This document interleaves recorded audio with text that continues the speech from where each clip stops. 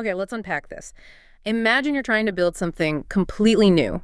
Maybe something that's never existed before. Could be a breakthrough invention, a revolutionary business model, or even like a healthier habit. Right. How do you even begin? I mean, most of us, we start by looking at what others have done, right? By iterating on existing solutions. That's the standard approach, yeah. Building on what's there.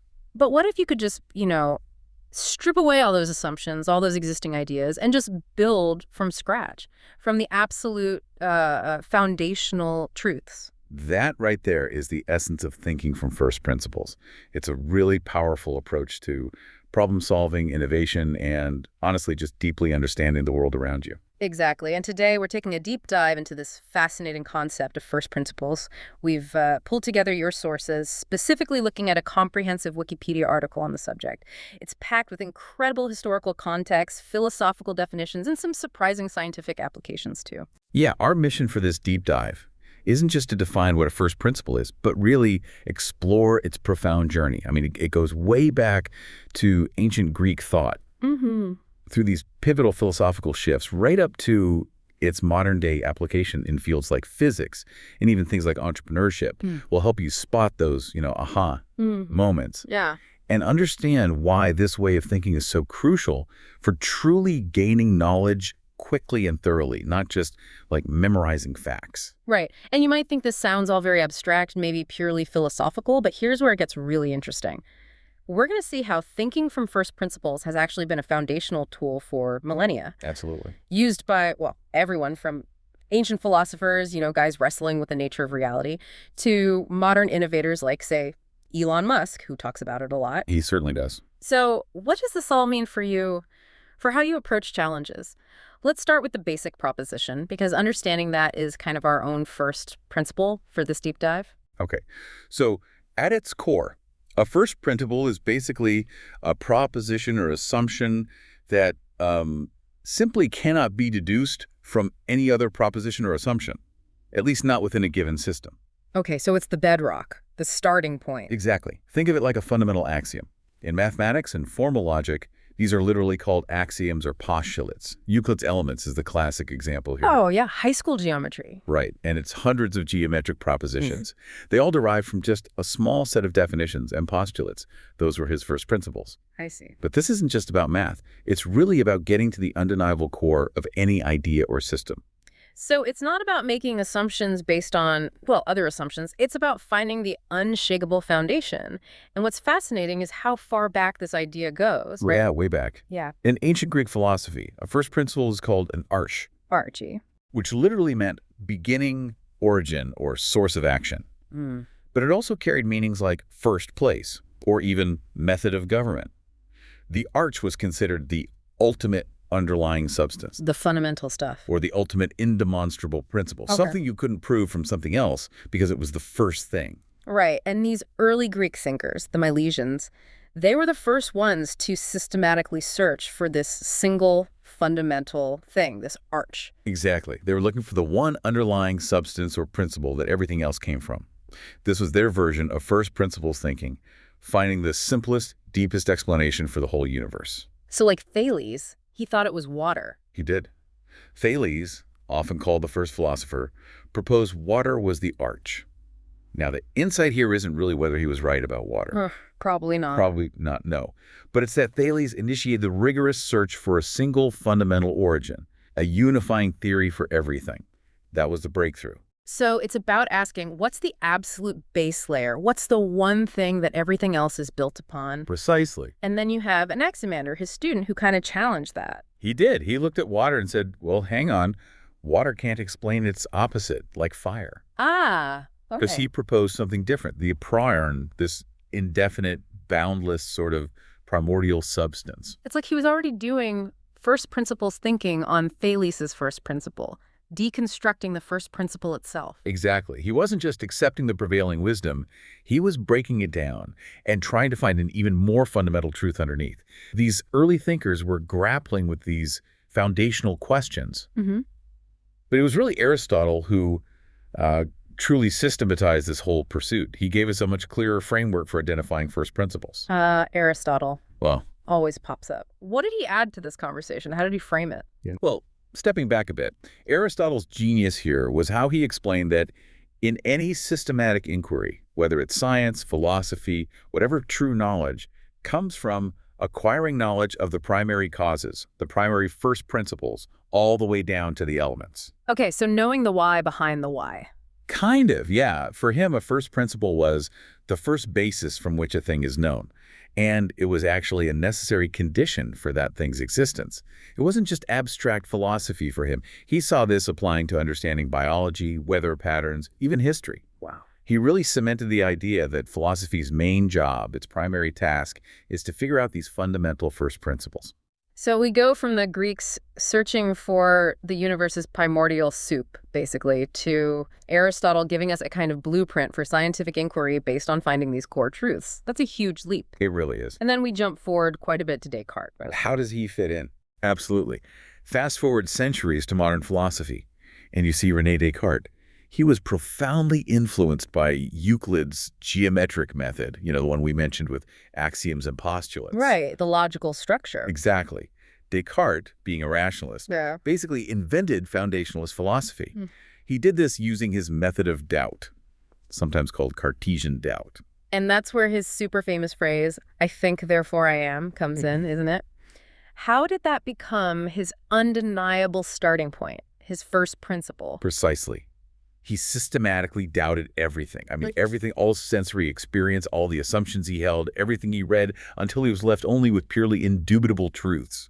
Things he simply couldn't doubt. Okay. And his most famous one, Je pense donc je suis, or I think therefore I am, became his absolute first principle. The one thing he couldn't doubt away. Right. He described principles as needing two conditions. First, they have to be so clear and evident that your mind just cannot doubt their truth when you consider them carefully. Okay, self-evident.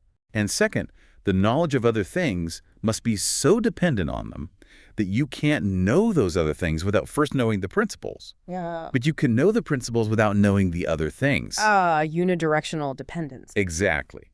And from this one self-evident proposition, I think, therefore I am, he meticulously, step by step, deduced his entire body of knowledge, or at least attempted to. That sounds incredibly powerful. Stripping away absolutely everything until you're left with pure certainty.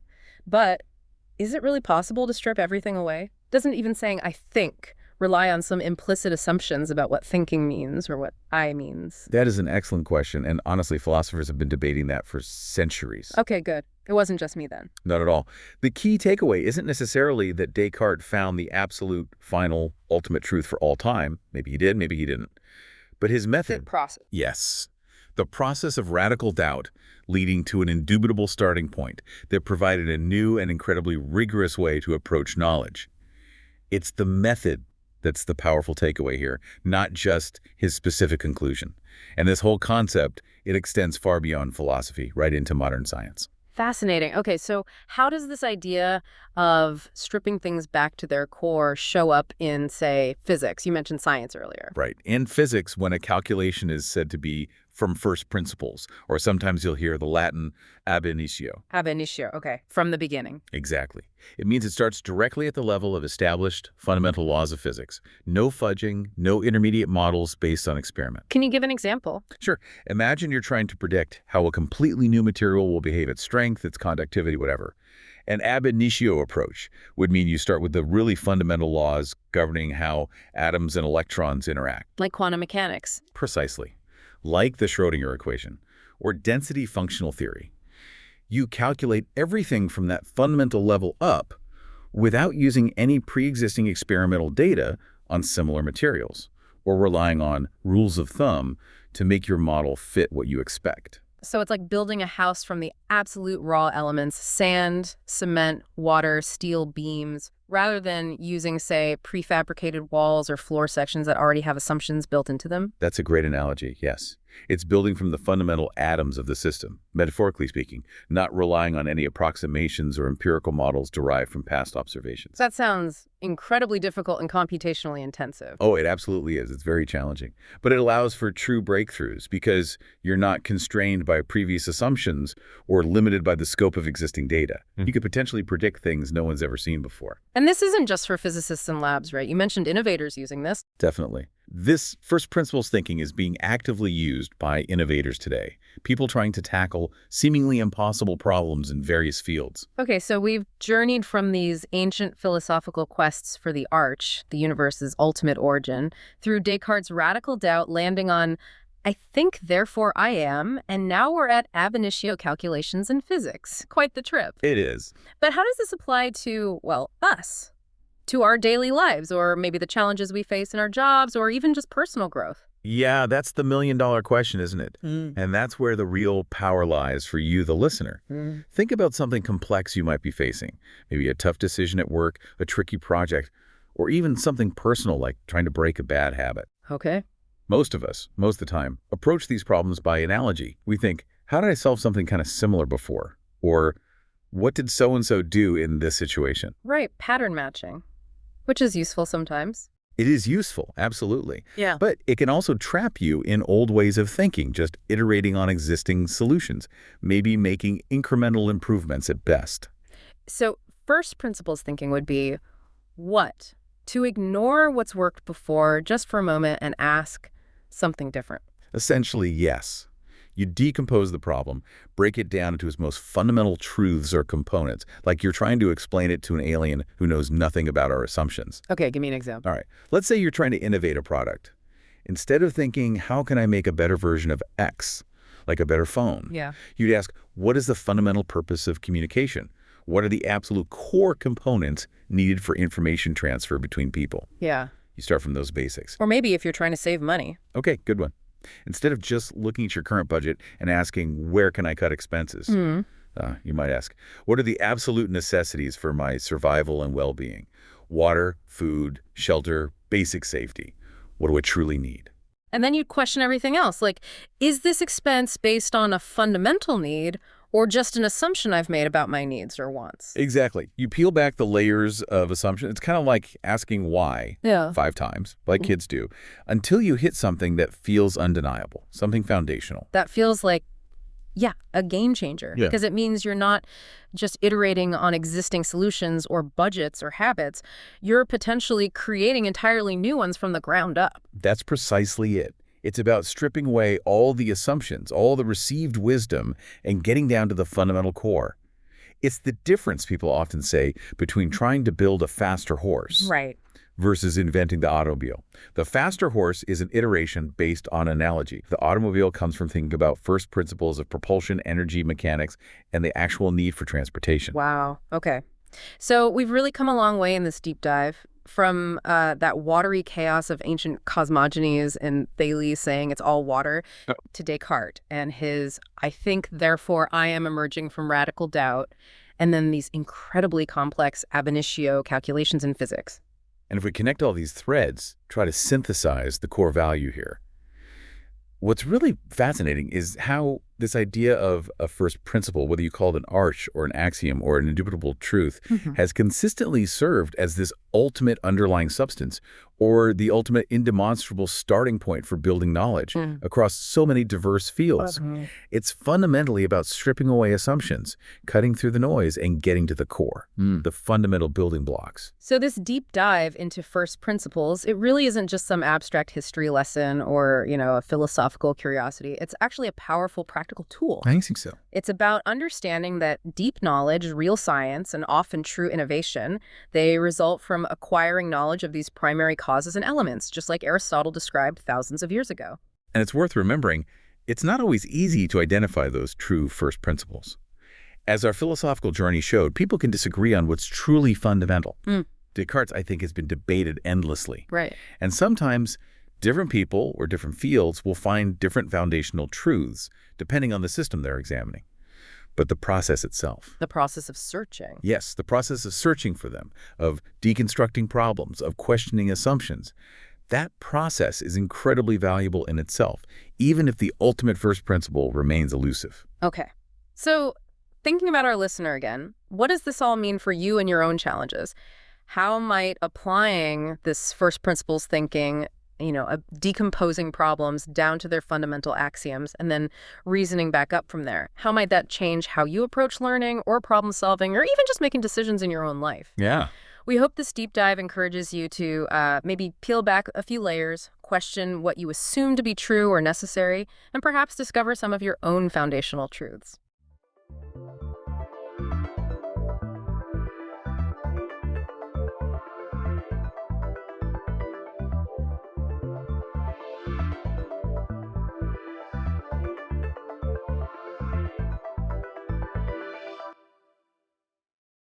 Ever looked at a map and wondered about those invisible lines crisscrossing our planet?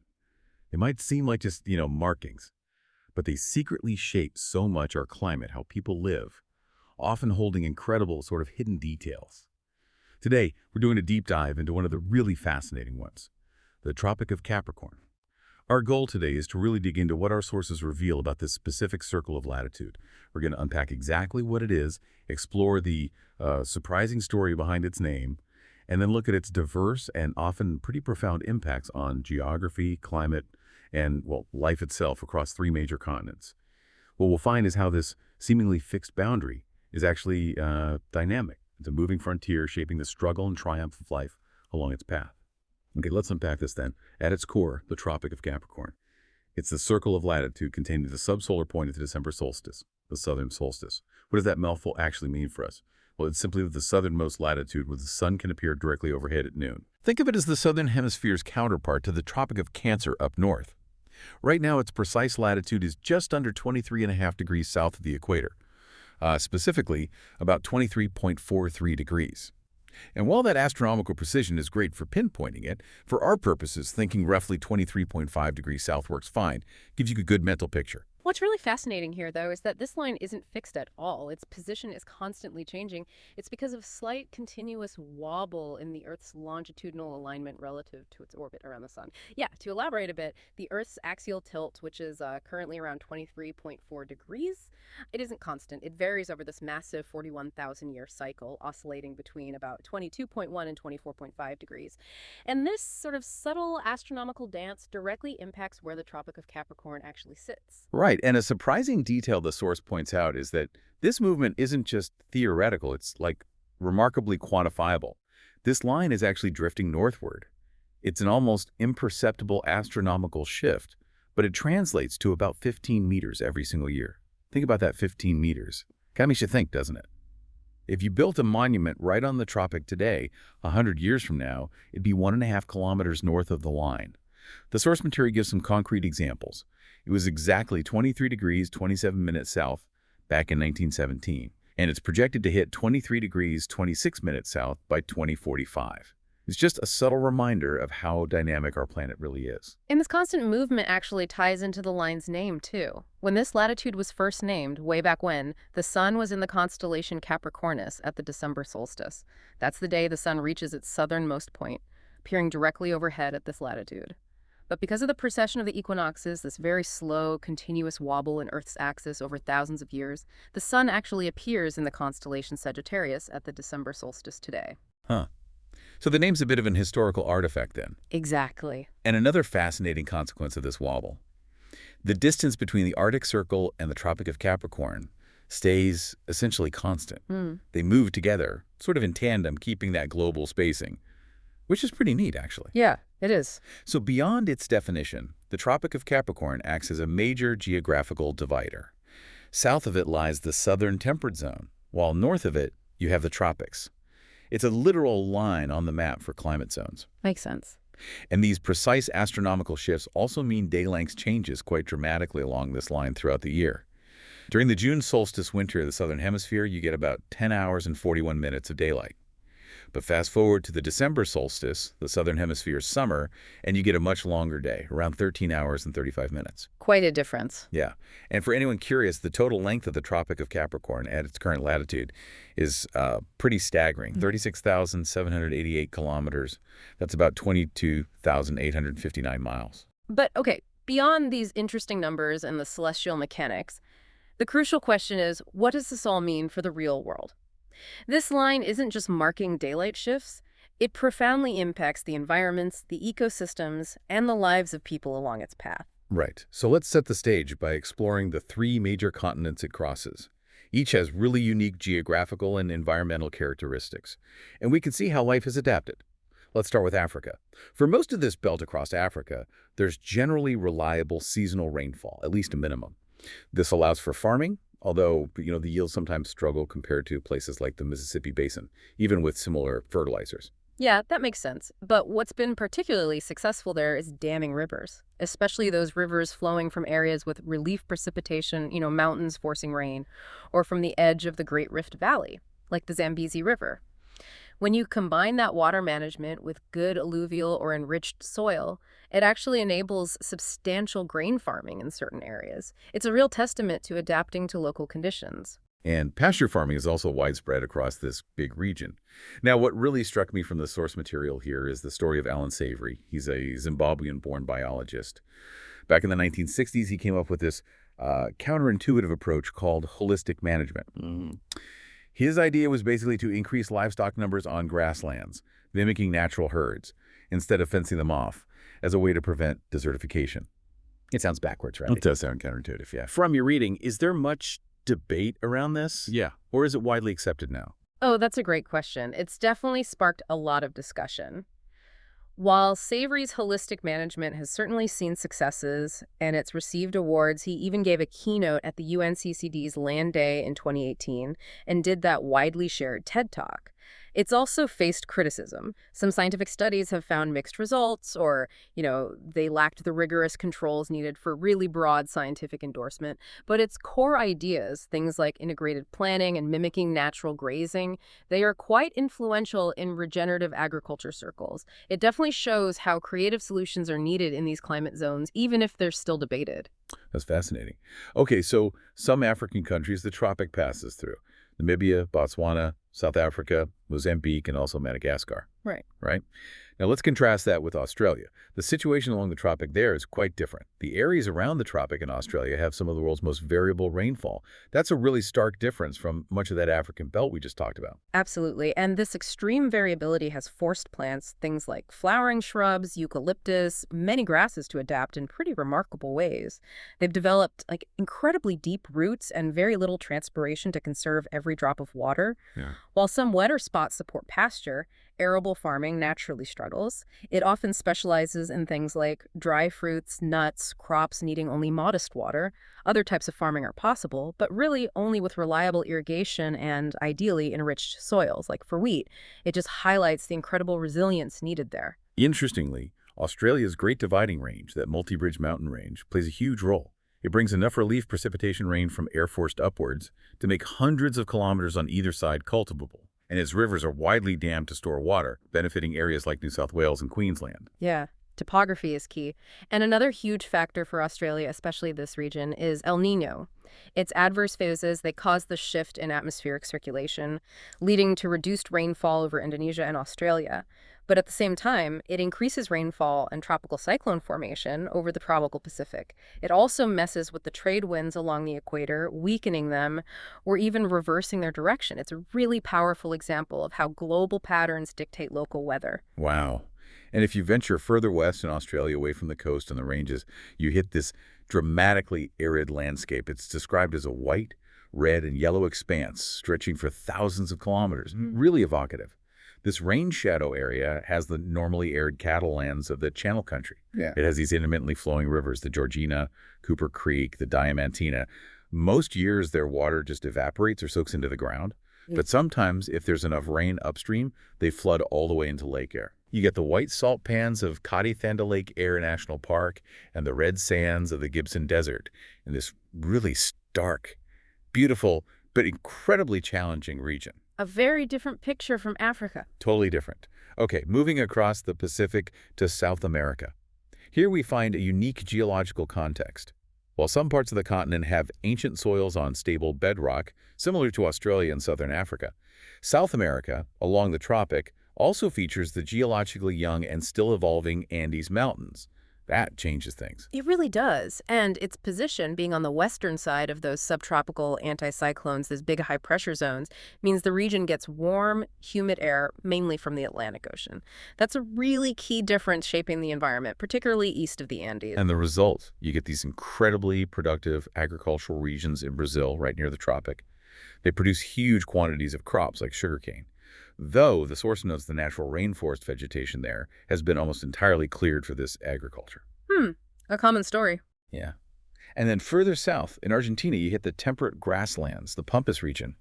These are just as influential, producing massive amounts of wheat, soybeans, maize, and beef. It makes Argentina one of the world's largest agricultural exporters, kind of like the prairies in Canada, just enormous agricultural output. Which then raises the important question, what happens west of the Andes? Because the picture changes dramatically again. The Andes create a powerful rain shadow effect, blocking all that Atlantic moisture. And this, combined with the cold Humboldt current flowing up the coast, creates the extremely arid Atacama Desert. It's genuinely one of the driest places on Earth. So dry, in fact, that there are no glaciers between Volcan Sajama way up at 18 degrees south and Serra Tres Cruces down at 27 degrees south. Wow, no glaciers for that entire stretch. None. Vegetation there is almost non-existent. It's such a stark contrast to the eastern slopes of the Andes, where there's enough rain for rain-fed agriculture. It perfectly shows how mountains and ocean currents can just completely reshape a climate zone. Absolutely. Incredible contrast. Okay, let's quickly trace its path around the globe. Which countries does the Tropic of Capricorn actually pass through? There are 10 of them. Starting at the prime meridian, heading east. Namibia, Botswana, South Africa, Mozambique, Madagascar, then across the Indian Ocean. Australia, then the Pacific, Chile, Argentina, Paraguay, and finally Brazil, before hitting the Atlantic again. It also crosses significant stretches of ocean, the Atlantic, Indian, particularly the Mozambique Channel, and the Pacific, including Australia's Coral Sea. And it's quite a contrast when you look at the hemispheres in terms of landmass distribution relative to the tropics. Well, get this, 73 countries are located wholly north of the Tropic of Cancer. Only 4 countries lie entirely south of the Tropic of Capricorn. Just 4. Only 4. Okay, who are they? Eswatini, Lesotho, New Zealand. Right, but you mentioned New Zealand's territories, like the Cook Islands are actually north of it, yeah. That's correct, yes. The main islands are south, but not all its territories. And the 4th country is Uruguay. Eswatini, Lesotho, New Zealand, Uruguay. Interesting. So as we've explored this journey, what stands out to you, the listener, thinking about the vast differences, but also maybe some common threads along this single invisible line? So wrapping up this deep dive, it feels pretty clear the Tropic of Capricorn is way more than just a line on a map, wouldn't you say? Absolutely. It's a dynamic, constantly moving boundary, and it profoundly influences climate, ecosystems, human societies, but across 3 incredibly diverse continents. What's really remarkable, seeing it across Africa, Australia, South America, isn't just how the line influences things, but the sheer spectrum of ingenious adaptations both in nature and by humans that emerge to, well, thrive within its dynamic embrace. It really underscores how resilient life, and maybe especially human civilization, can be when faced with these persistent environmental pressures. Yeah, it really does. And if we connect this to the bigger picture, understanding these subtle, continuous movements like Earth's axial tilt changing, it really puts into perspective how things we think of as fixed geographical elements are actually in constant, even a very slow motion. It's such a powerful reminder that our planet is this living, evolving system, and that life itself is just this constant process of adaptation. It kind of leaves you wondering, doesn't it, what other grand, slow shifts are happening right now, maybe ones we aren't even fully aware of yet, that are shaping the world for generations to come.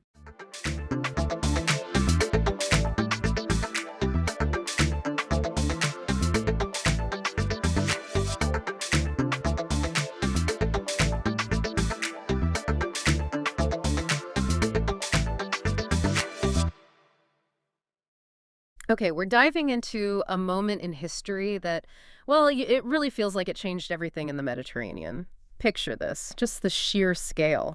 Over 450 warships, tens of thousands of men. Yeah. It's often called an infantry fight, but, on floating platforms. That's a great way to put it. Yeah, our deep dive today is the Battle of Lepanto, October 7, 1571. And it really is one of the biggest, most significant naval battles in, well, Western history, fought almost entirely with rowing vessels. Incredible. What's really fascinating, though, when you zoom out, is where it fits. It's right in the middle of these huge Ottoman-Habsburg wars, specifically the Fourth Ottoman-Venetian War and Europe at the time. It's torn apart by its own religious conflicts, which makes this external threat from the Ottomans feel even more critical. Right. The stakes were just immense. So what was the actual flashpoint? What finally pushed these often quarreling European powers to actually unite? Well, the immediate trigger, the catalyst, was Pope Pius V. He really pushed for this Holy League. And the mission was very specific. Rescue Famagusta. That was the Venetian colony on Cyprus, and it was under siege by the Ottomans. So a rescue mission, essentially. Exactly. It wasn't just a vague, let's fight the Ottomans. It was a response to a very specific crisis. But the fall of Famagusta, that seems like it became more than just a military loss. You mentioned an atrocity. How did that galvanize people? Yes. Yeah. That's a really crucial point. So Venice surrendered Famagusta. This was August 1st, 1571. They got assurances, safe passage. Standard procedure, you'd think. You would think. Yeah. But the Ottoman commander, Lalakara Mustafa Pasha, he completely broke his word. Imprisoned the Venetians. And then he had the Venetian commander, Marco Antonio Bragadin, flayed alive. Oh, It was horrific. And news of that specific brutal act, it shocked Europe to its core. It wasn't just a defeat anymore. It was a profound moral outrage. It really solidified the alliance, brought hesitant powers together against what they now saw as, well, barbaric cruelty, made it personal. horrifying. Okay, so this Holy League finally comes together. Who exactly was in it? It sounds like quite a mix. It really was diverse. You had the Republic of Venice, obviously, since it was their territory under attack. Then the Spanish Empire, huge player, controlling Naples, Sicily, Sardinia, plus the Habsburg connection through Philip II. Right. Then the Papal States, naturally, Genoa, the Duchies of Savoy, Urbino, Tuscany, and the Knights Hospitaller, the Knights of Malta. The famous warrior monks. Exactly. Yeah. Interestingly, Spain put up the most money. They were the financial backbone. But they were initially a bit reluctant to throw their whole fleet into it, preferring to keep galleys back for their own fights against the Barbary states in North Africa. So some internal tensions even then. Who ended up leading this coalition? Must have been tricky. Overall command went to John of Austria. He was the half-brother of Philip II of Spain, so, a major figure. Okay. His key deputies were Marcantonio Colonna, representing the Pope, and Sebastiano Venier for the Venetians. And the League's banner itself, blessed by the Pope, was really symbolic. It had the crucified Christ, and then the coats of arms of the Pope, Venice, Charles V representing the Spanish Habsburgs, and John of Austria, all linked by chains. Unity. Wow. Okay, let's talk ships, because this wasn't just big, it was, you said, a clash of naval generations. Absolutely. Look at the numbers. The Holy League had 212 ships. 206 were galleys, the standard oared warship. But they also had 6 of these things called galleasses. The Ottomans, more ships, 278 total, 222 galleys, and 56 smaller ones called galleots. But it's the type of ship. This is basically the end of the line for oar-powered warfare on this scale, right? Pretty much the swan song for the galley in major fleet actions in the West, yeah. You mentioned galleasses, 6 of them. What were they? Sounds like they were important. A secret weapon, maybe? They really were a game changer, yeah. A Venetian innovation. Think of them as supersized galleys. But crucially, they had masts and sails as well as oars, and they carried a lot more heavy artillery than a standard galley. Ah, so firepower and flexibility. Exactly. It wasn't just a bigger boat. It was a different concept. It was kind of a glimpse into the future age of sail, Heavy guns on sailing platforms. They showed the way forward, even if it took a while for everyone to catch on. They really disrupted the traditional galley tactics. Fascinating. A little preview of what's coming down the pike. Okay, what about the people? Who's actually doing the fighting and the rowing? How did the manpower stack up? Right, the human element. So the Holy League, you're looking at roughly 65,000 men. Yeah. About 30,000 were sailors and oarsmen. The rest, 35,000, were soldiers. And the soldiers were? A real mix. You had 7,000 top-notch Spanish infantry, the tercios, very disciplined. Then 7,000 Germans, 6,000 Italian mercenaries, 5,000 professional Venetian soldiers. But here's something often missed. There were over 25,000 Greeks fighting for the Holy League too. Soldiers, sailors, oarsmen. More than any other single nationality. Wow, okay. And the Ottomans, how did they compare? Slightly larger force overall, maybe 67,000 men. About 37,000 sailors and oarsmen, 30,000 soldiers. Their crews were very experienced, drawn from all over their empire, Greeks, Berbers from North Africa, Syrians, Egyptians. And they had about 25,000 soldiers, plus some North African allies. Now, I'm really struck by the difference you mentioned earlier about the oarsmen. That seems significant. It's a stark and grim difference, yeah. It tells you a lot about the two systems. Yeah. The Holy League mostly used free citizens, especially Venice, or convicts and prisoners of war, the Ottomans. Almost entirely slaves at the oars. And many, many of them were captured Christians.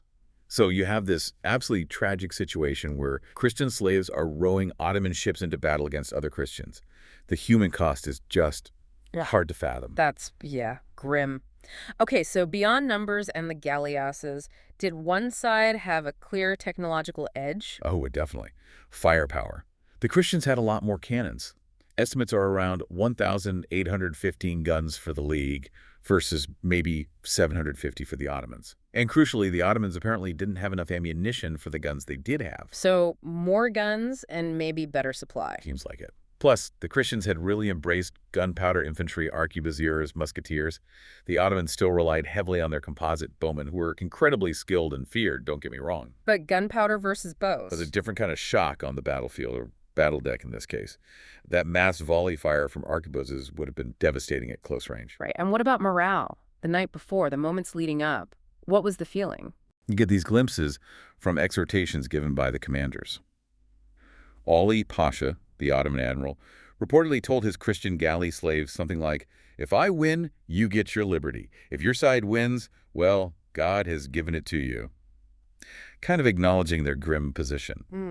John of Austria for the Holy League was famously brief. He just told his men, "There is no paradise for cowards." Chilling. You could just feel the tension, can't you? Everyone knew this was it.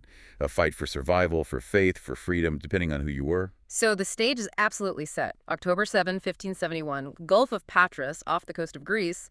What happens when these two massive fleets finally collide? Well, the morning actually started badly for the Christians.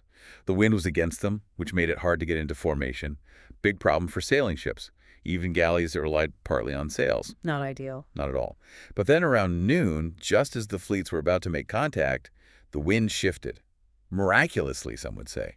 It started blowing behind the Christians. That's incredibly lucky, or maybe more than luck. Depending on your perspective, absolutely. Yeah. But tactically, it was huge. It allowed their squadrons to form up properly and approach the Ottoman line in good order, just as planned. And this is where those galleasses come into play. Exactly. Remember those 6 super galleys? They were positioned out in front of the main Christian battle line.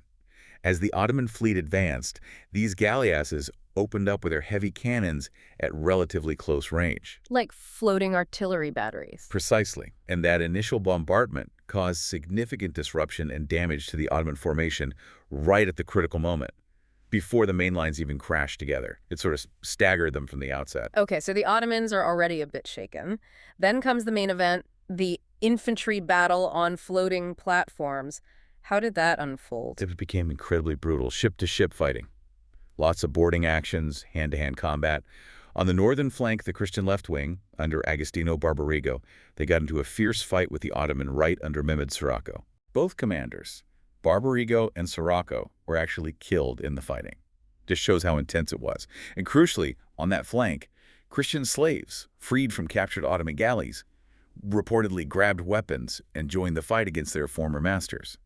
That must have been a huge swing factor. Wow. Turning the tables. What about the center? That's usually where the flagships are, right? Yes, and that was the absolute climax of the battle.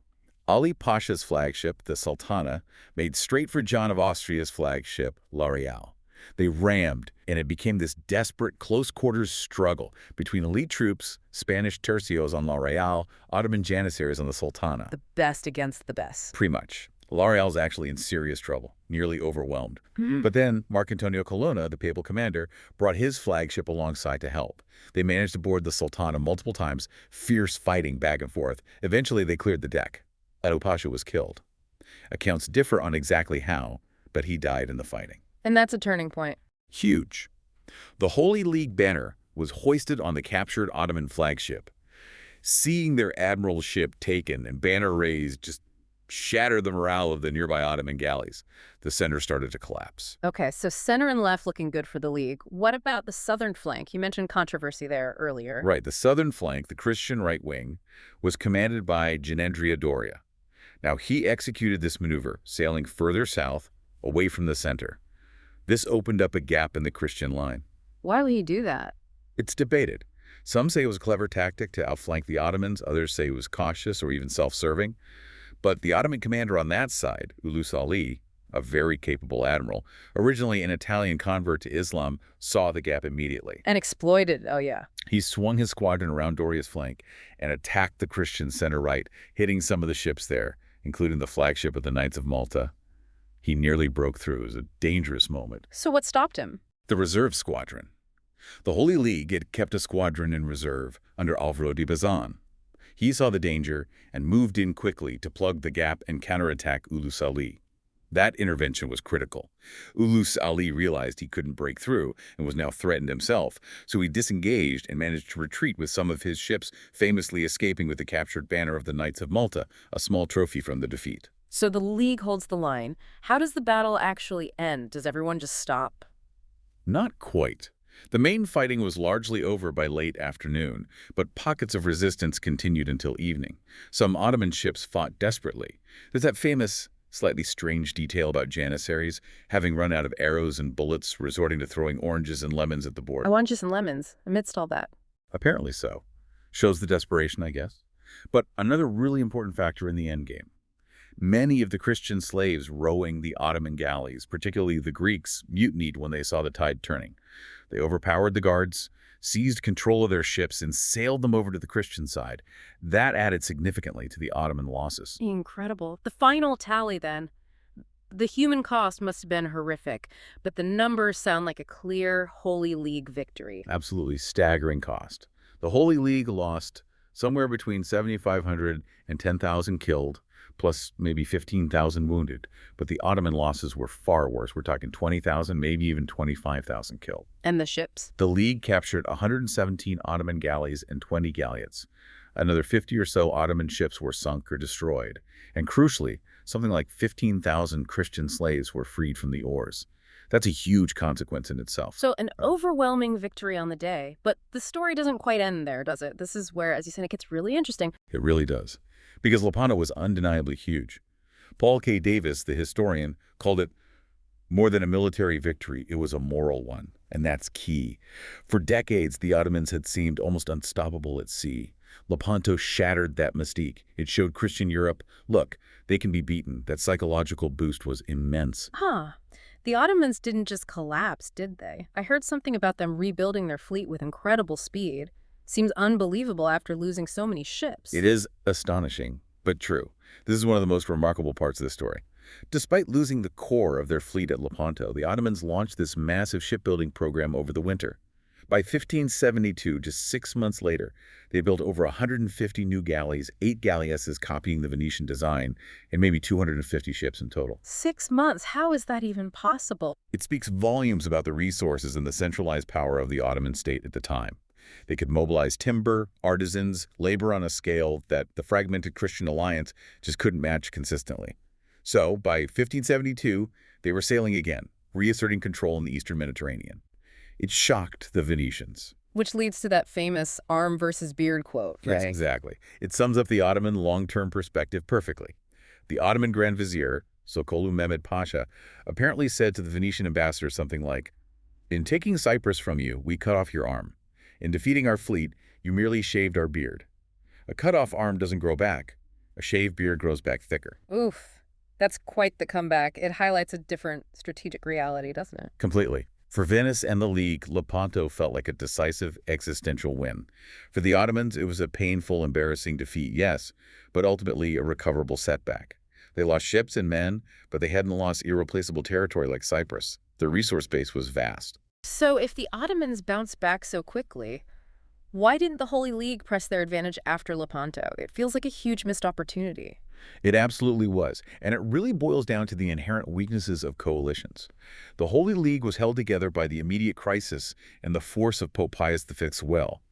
But once the immediate victory was won, the old rivalries and diverging interests came back to the surface. Don Juan wanted to follow up, others were more cautious. Then Pope Pius V died in May 1572. He was the glue holding it together. Without him, the alliance just fizzled out. They couldn't agree on the next steps, couldn't coordinate effectively. Which led to, bizarrely, Venice having to accept pretty harsh peace terms, even though their side won the big battle. So exactly. It seems counterintuitive, right? But the Holy League officially disbanded with the peace treaty in March 1573. Venice, essentially abandoned by its allies and facing the rebuilt Ottoman fleet alone, had to make peace. They formally ceded Cyprus, the very island the war started over, and agreed to pay a huge indemnity, 300,000 ducats, to the Sultan. Wow, so Lepanto didn't actually save Cyprus for Venice. Nope. In the end, the strategic outcome was that the Mediterranean remained divided. Ottomans dominant in the east, Christian powers, mainly Spain and Venice, in the west. Lepanto didn't fundamentally change that map. Not immediately, anyway. So if Lepanto wasn't the strategic death blow, what was the real long-term turning point for naval power in the Mediterranean and beyond? Was there one? Well, if you look longer term, the real shift happens after 1580 or so, and it's less about one battle and more about technology and tactics. The European powers, particularly Spain, England, the Dutch, they keep developing the galleon, the big, heavily armed sailing ship, and they develop line-of-battle tactics specifically for these ships. The age of sail really taking hold. Exactly. The Ottomans. They rebuilt their galleys after Lepanto, but they kind of stuck with galley warfare for too long. They couldn't really compete with the firepower and sea-keeping abilities of the new European sailing warships in the long run. You see this later, like the Battle of Cape Gelidonia in 1616, where just 6 Spanish galleons basically annihilated an Ottoman fleet of 55 galleys. A totally different kind of battle. Totally different. So Lepanto was huge for morale, a tactical masterpiece for its time, a symbolic turning point. But the technological divergence was probably more decisive for long-term naval dominance. Fascinating distinction. Okay, shifting gears slightly. Beyond the military and strategic stuff, Lepanto left a massive cultural footprint, didn't it? In art, faith, literature. Oh, absolutely. Resonated hugely. Yeah. For Catholics, the victory was attributed directly to the Virgin Mary through praying the Rosary. Pope Pius V was convinced of this. Well, so he established a feast day, the Feast of Our Lady of Victory, which is still celebrated today as the Feast of Our Lady of the Rosary on October 7th. So a direct link to religious practice. And the art. Must have been popular subject matter. Hugely popular, commission after commission. You have these enormous paintings by artists like Andrea Vicentino in the Doge's Palace in Venice, depicting the battle scene.